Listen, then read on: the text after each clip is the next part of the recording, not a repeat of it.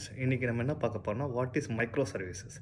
Micro services வந்து ஒரு architecture style. ஒரு அப்ளிகேஷனை நீங்கள் பில்ட் பண்ணும்போது, இப்போ உங்களுக்கு ஒரு ஃப்ளிப்கார்ட்டும் அமேசானும் இருந்ததுன்னா, நீங்கள் ஃபஸ்ட்டு லாகின் பண்ணுவீங்க. அப்புறம் என்ன ப்ராடக்ட் இருக்குன்னு செலக்ட் பண்ணுவீங்க. ஃபைனலாக பேமெண்ட் பண்ணுவீங்க. இது எல்லாமே உங்களுக்கு ஒரே அப்ளிகேஷனாக இருந்தால் இட்ஸ் கால்ட் மோனோலித்திக் அப்ளிகேஷன். இதே நீங்கள் லாகின் பண்ணுறது ஒரு ஒரு அப்ளிகேஷன், அது ஒரு இடத்துல ரன் ஆகுது.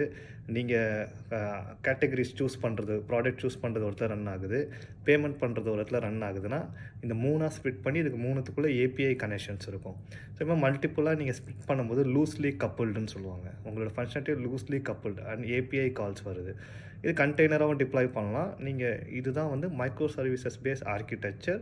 இதனால் நீங்கள் லாகின் பண்ணுற இது டவுன் ஆகிடுச்சுன்னா, உள்ளே இருக்கிறவன் சூஸ் பண்ணுறவன் அப்படியே தான் இருப்பான். பேமெண்ட் அப்படியே தான் இருக்கும்.